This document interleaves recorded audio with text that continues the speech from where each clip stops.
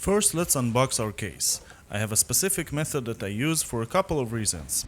I always make sure to open the box on the table and not on the floor.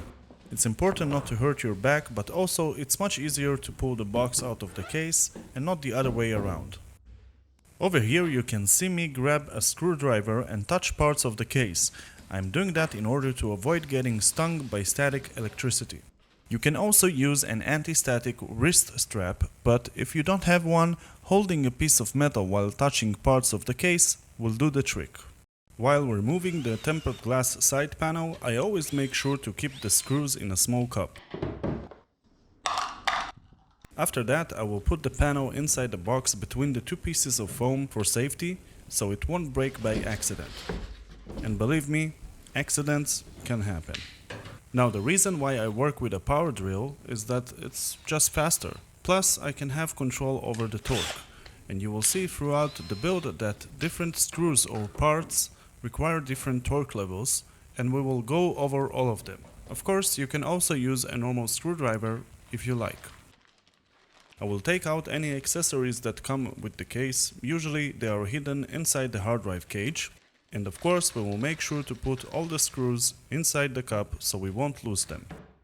After that I will inspect the case just to make sure that everything arrived in one piece.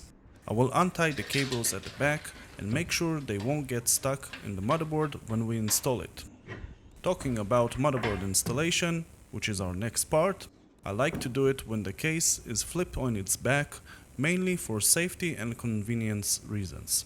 And now we will go over to my GoPro audio. Enjoy. So I need to change the standoffs, the motherboard tray, because I'm using a micro ATX motherboard. Before we do that, I noticed that the PCI brackets are welded and we need to break them. So let's do a quick test fit. Okay, so it's the top one. Sometimes if you have a long motherboard, then you need to start with the second one and not the top one. And the reason why I do this before is I can break them after I install the motherboard, but then I can accidentally scratch the motherboard. If you see, in order to break them I need to bend them like this.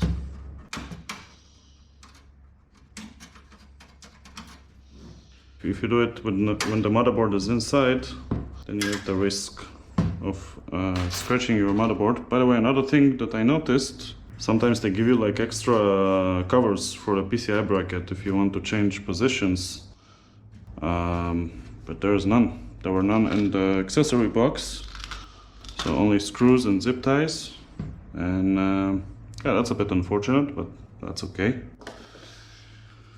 I can put the I/O shield.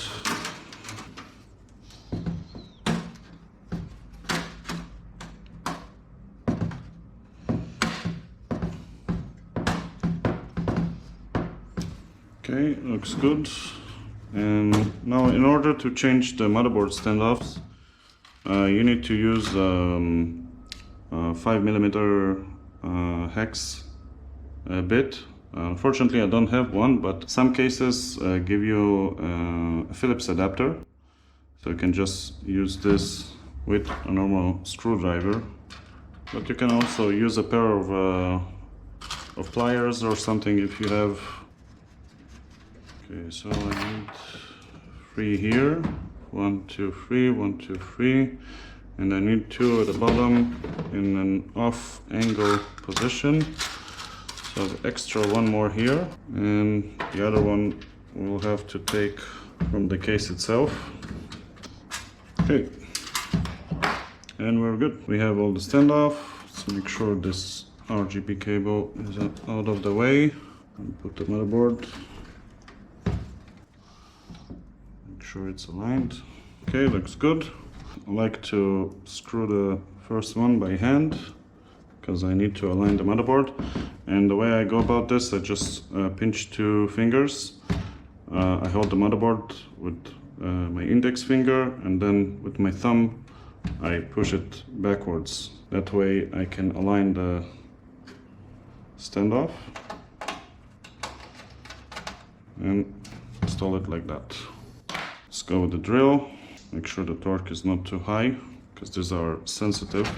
The recommended torque level for motherboard screws is between 1 and 3. It depends on your drill power system. I use a Bosch PSR 1200 Li2 that has a 12 volt power system, but if you want to be safe, you can start with a screwdriver and then test with the drill to see what kind of torque level is similar to hand screwing. If you torque it too high, you can accidentally overscrew, and the standoff will start to eat the back of the motherboard tray. Then it just will be loose forever. So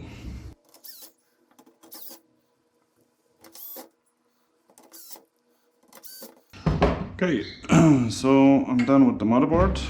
Let's see what we got next. Install the power supply. A good thing I see that this case have, there's a bumped area for the power supply to hold it, with also soft pads to avoid the vibrations for the power supply, and also to protect it from short circuiting and electricity in general, so that's good. Now my power supply is a bit thick. I think I might need to remove the hard drive cage. Let's see if we can avoid that. Okay, we didn't need to remove the hard drive cage, which is good. There's also like a small bump here, so the power supply won't sit on the floor of the case, and yeah, looks good. For this, I like to take the thicker screws. Don't mix them with these ones. These ones are for fans, but you need these ones for power supply. Now here I do put a little bit of torque, just to make sure that it will hold in place securely.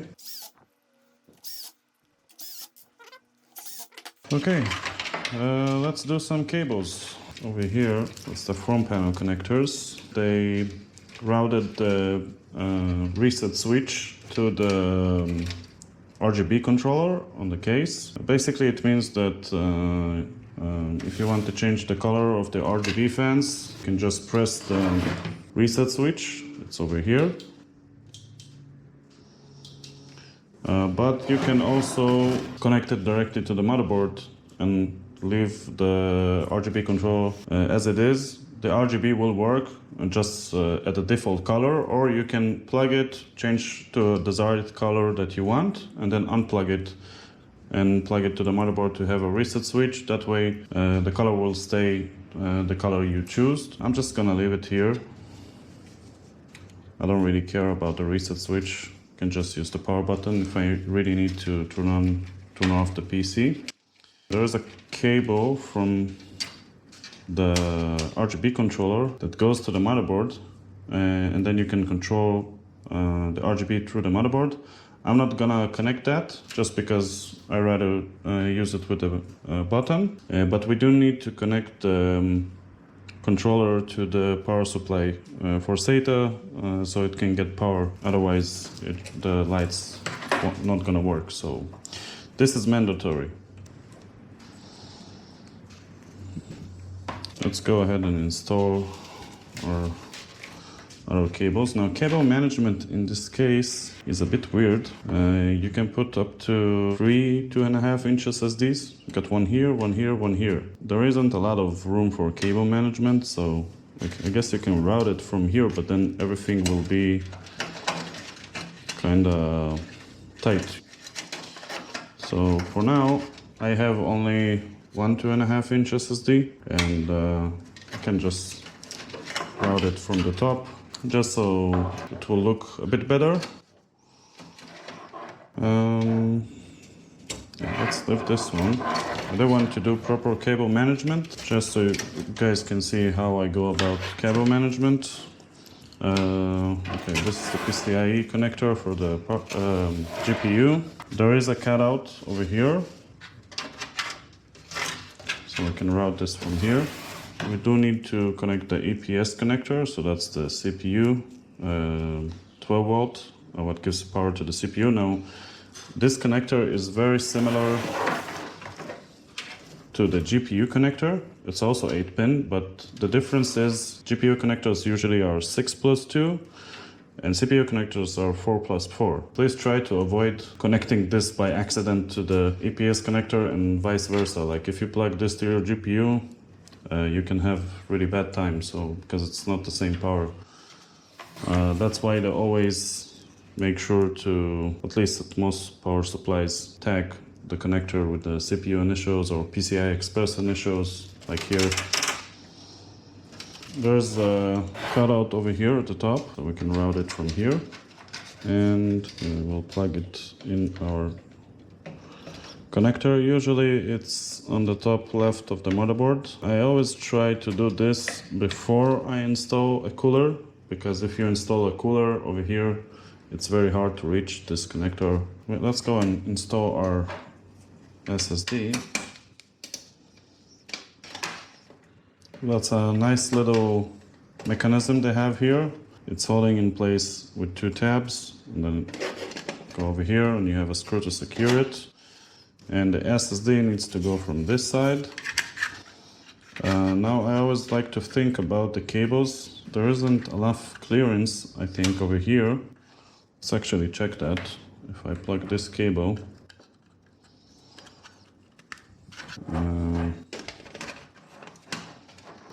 yeah, it's okay. Yeah, it's just on. It's like they designed it on purpose to be like that. It's very, very close, but should be fine. Get a couple of screws. I like to use the same screws I used for the motherboard.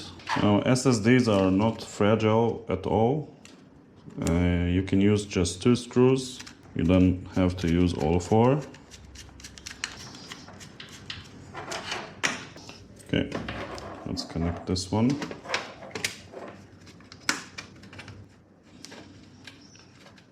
And of course, we will connect our SATA cable over here. Again, it's very close, but I think it's all right.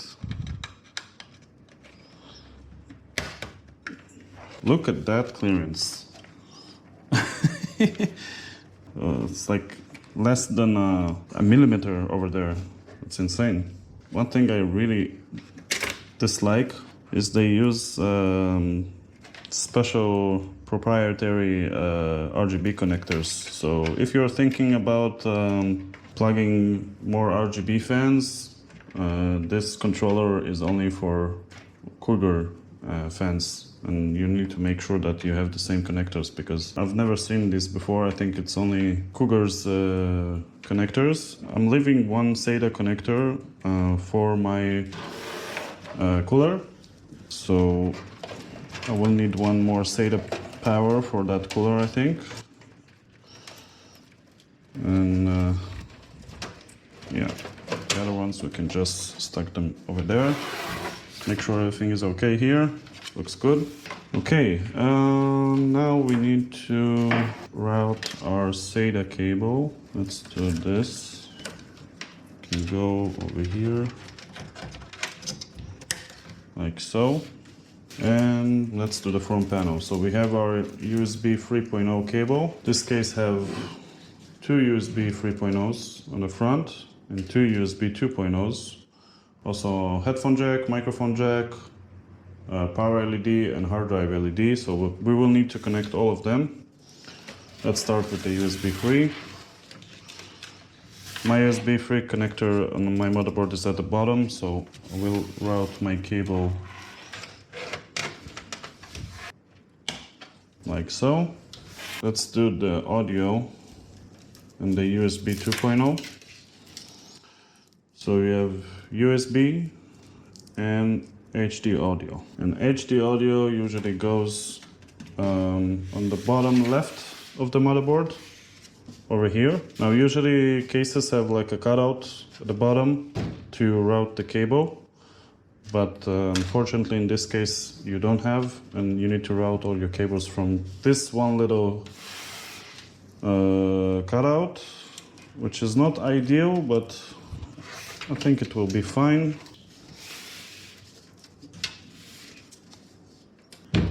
And now we have the USB 2 cable routed from here.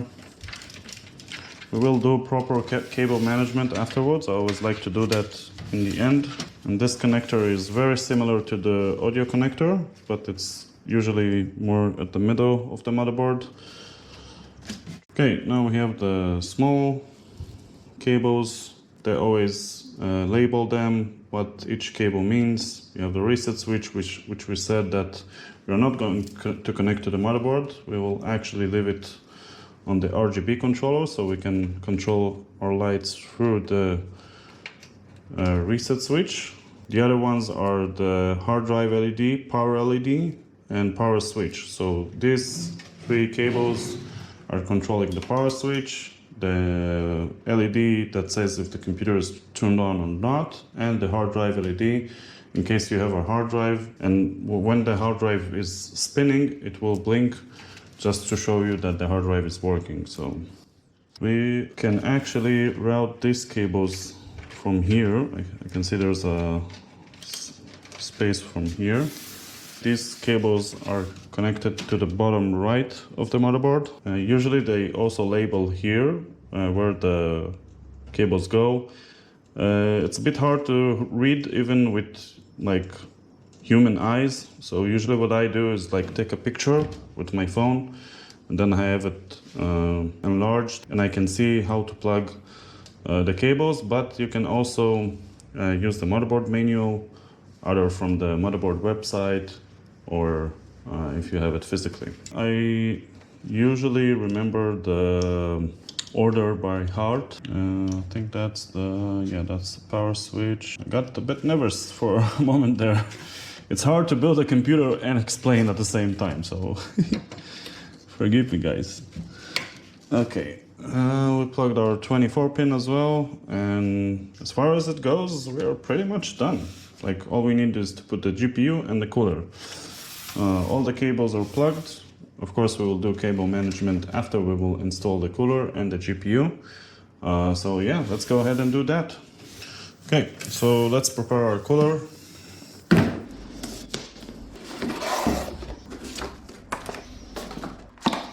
Now, I did install a cooler like this before. I actually have it right over here. That's the 360 one. There is a certain methodology that I go about installing radiators and water coolers. Of course, every cooler is different and you need to follow the instructions on how to install it, but I'm just gonna show you the general way I go about installing radiators in general. I have an AMD system. First, I like to prepare the bracket. Okay, so after I prepared the bracket, let's go ahead and install it in the motherboard. We'll go over here. And on this side, we'll need to put these little plastic pieces. Okay, next I want to check the orientation. This case supports only 240mm radiators, and you can either remove fans on the front and install it in the front, but I'm going to install it at the top. And first we'll need to check for clearance with the motherboard.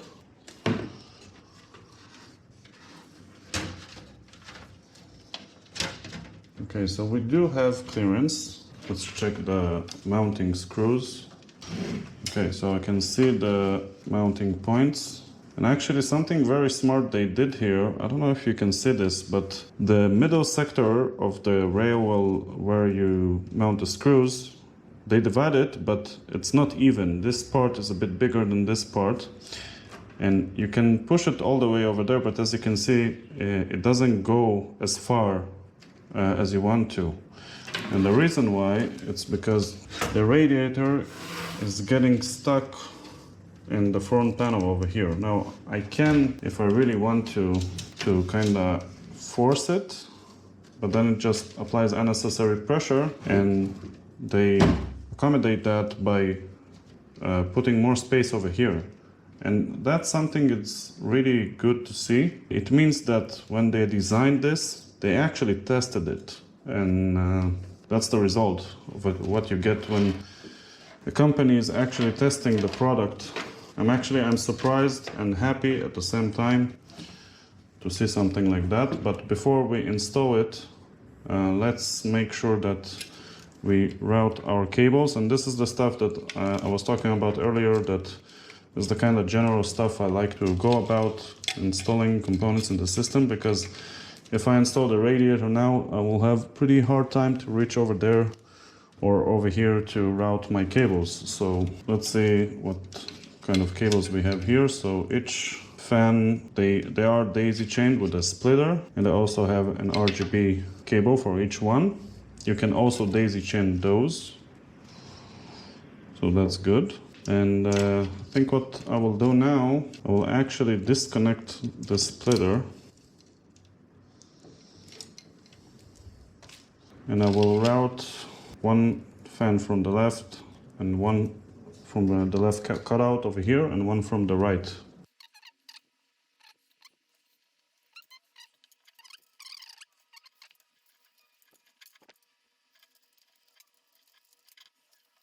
Okay, after I did that, I can go ahead and pull the cables from the other side. Leave the cooler in the meantime like that. And we have the case fan screws. We'll need those to install. One last thing I forgot to check is the orientation of the pump. But from what I can see already, it should be fine. We can put our pump like that and it will be okay. As always, I like to do the first one by hand, like so. And we'll also put one over here. Make sure not to over torque these as well, because the piece of metal here that is holding the screws is also not very rigid, so make sure not to put too much force. Just the necessary amount to hold the cooler. Do this one. Okay, that's secure. Okay, so after we secure the radiator, I like to make sure that everything is fine and there's no clearance issues. Now we need to install the bracket on the pump. The second one, these ones I also like to do by hand and not with the drill, because pumps are very delicate and I don't want to do any damage. Okay, so let's install our pump. Of course, we need to apply thermal paste, and also don't forget to peel off the plastic wrap. I like to go with like a simple dot in the middle and maybe like some small dots in the corner. Also, it's better to do this when the case is on its side, but it's okay, it's fine. It's not that big of a deal, but it's better to do this sideways, not like that. Okay, so we put our cooler, we hold it, and we can go do the other side. Also, this one, make sure not to torque too much. They do have a stopping point. I also like to do this kind of X motion, one here, and not on one side, because then the cooler gets too much pressure on the socket. It's not a big deal with AMD, because the pins are on the CPU and not on the socket, but this one looks good. Okay, I think we are fine. Let's go ahead and peel this one. And now we need to plug the cooler. So we will route our cables from here, like so. We'll need one SATA power for the cooler, so that's the one we did over here.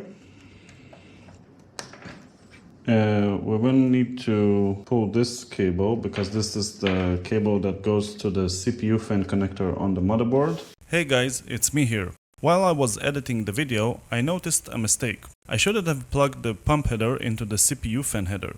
Let me explain how it works so you will understand why it's a mistake. The radiator has two fan connectors.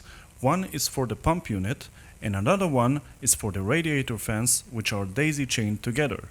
The motherboard is monitoring the temperature of our processor. If the CPU is getting hot, the motherboard tells the CPU cooler fan to ramp up the speed of the fan in order to keep up with the heat and cool it down. Now, if I plug the pump into the CPU fan header, the radiator fans will not be able to change their speed. What I should have done is connect the radiator fans to the CPU fan header and the pump header. Well, usually there is a pump header connector on the motherboard that looks like this, or sometimes it can also be called CPU optional. But not all motherboards have that. Like my motherboard, I don't have either AIO pump connector or CPU optional connector. That's why I did the mistake. So in that case, I should have plugged the pump into a system fan or a chassis fan connector. So I just wanted to clarify that, and if you have any questions about it, feel free to leave a comment and I will do my best to help you. Now let's go back to the video. After we did that, we need to plug our fans. We have two fans and we need to plug the RGB connectors. Now the RGB connectors have a daisy chain, so we can plug one to each other like so, and then the main one we can plug to a main RGB connector on the cooler.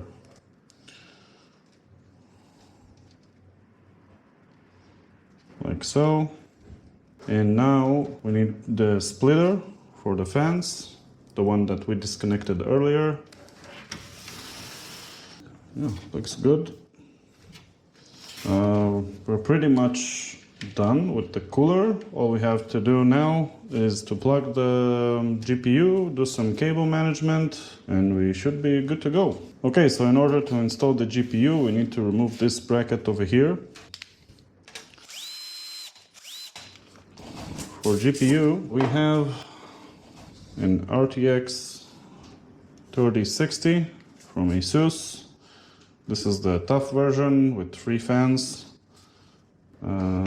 I hope it can go inside because the specs for this case is up to 30 centimeters. This card is about 30 centimeters. I can't go in directly. I will need to go a bit in and give it a bit of an angle like this.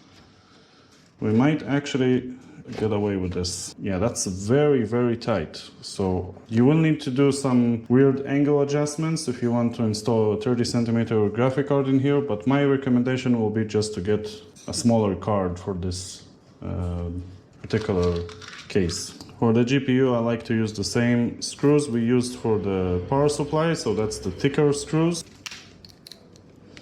Also up the torque just a little bit. Make sure that the ports are aligned and you don't overscrew this too high, so it will block your output.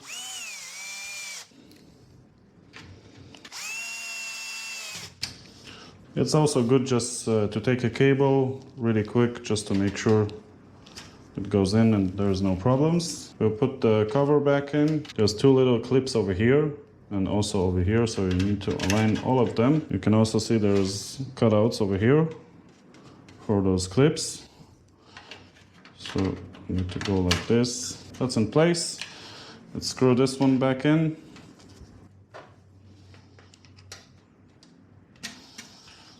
Looks good. Now let's plug it to the PCIe connector.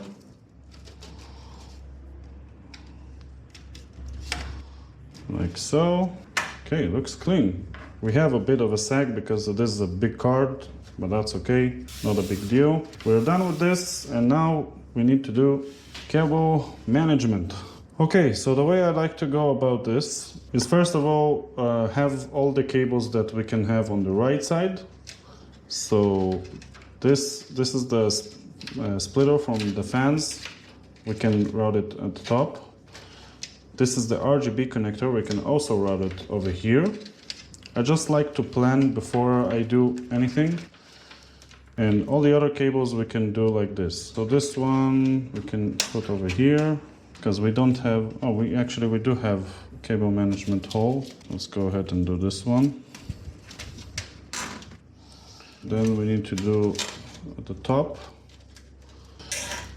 And also you have 2 over here, so we'll go ahead and put 2 over here.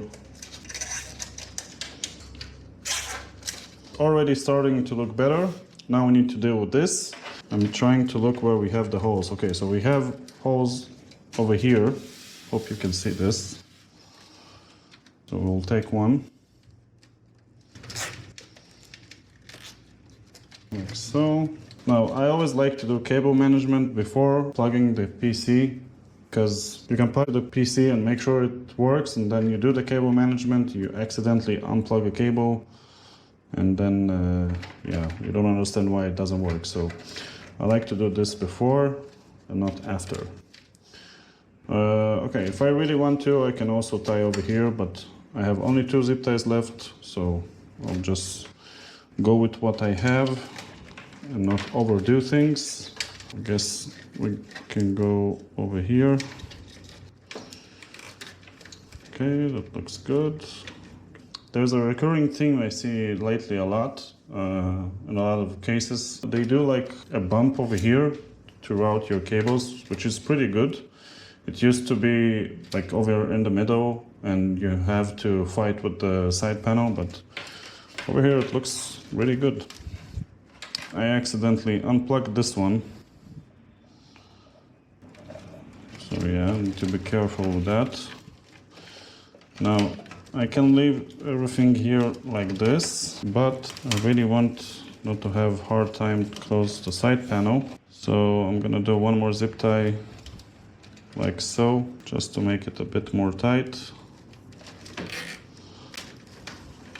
It's not perfect, but it's practical, and that's what I like about it. Again, when you deal with a lot of RGB and fans and stuff like that, it's very hard to avoid a mess with RGB cables, but again, I like to go practical on this kind of stuff, and I can sit another hour and perfect this, but I think it's okay. Let's cut the zip ties, like so. Be careful not to cut any cables. I did that once, it wasn't fun. Okay, now let's make sure we can close the side panel. So let's flip the case on its side.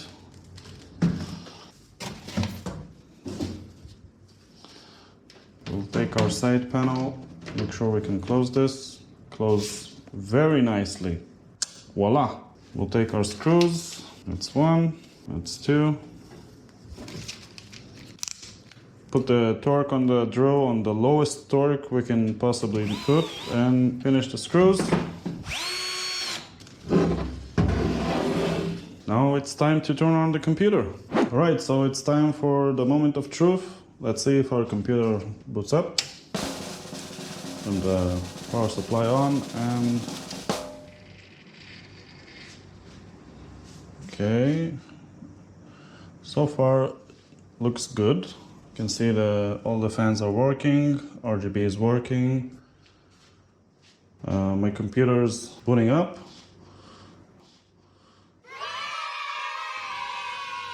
I actually want to go to the BIOS first. So we're in the BIOS. Let's see our temperatures, 40 degrees. That's pretty okay for an AMD CPU. We are in the end of July.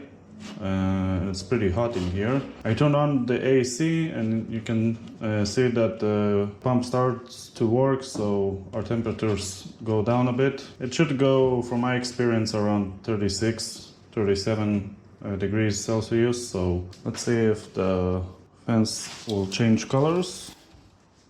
So yeah, oh, there's actually, I didn't know that. You also have, is that RGB strips over there? Yeah, it looks like it. It's not only the fans are lit up in RGB, you also have like this kind of strips illumination over here. Yeah, that's a pretty good looking computer. I already have a scratch here, but that's okay. Yeah, this material that they use on the front panel is kind of weird. That's okay. Overall, pretty good looking case, to be honest. You can go ahead and put the tempered glass side panel. Building with the case was also a pretty good experience. Maybe one thing to note is the graphic card. Make sure your graphic card is less than 30 centimeters because it was a bit of a hassle to get it in, but we managed to get it in a bit of an angle. That's okay. I didn't like the fact that the PCI brackets are welded and you need to break them, and they also don't give you any spare PCI brackets. So if you change, like if you get a bigger motherboard, or if you change to like a single slot card or something like that, then one of the slots will stay open. By the way, while I'm here, I wanted to point out this case have pretty good airflow.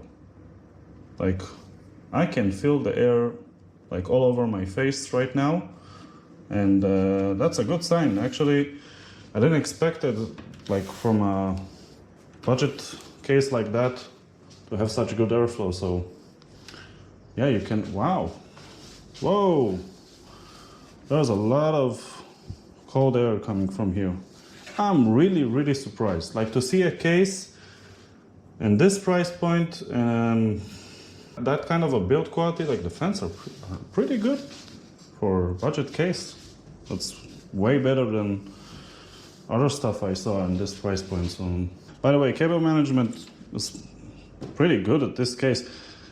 Of course, I could have done better job. It's not the prettiest cable management, but I didn't have any problems closing the side panel, which is good. I didn't need to apply any force, and we did use a radiator, which adds more cables and more fans and more RGB, and that's a pretty substantial addition of cables to the case, and I still have no problem closing the side panel even like this without flipping the computer on its side and push it down. It's amazing how cable management in budget cases came so good in the last few years. So yeah, it's something good to see. Anyway, thanks for watching, guys. I hope it was helpful for you. Don't forget to leave a like or a comment if you have any questions, and I will see you on the next one.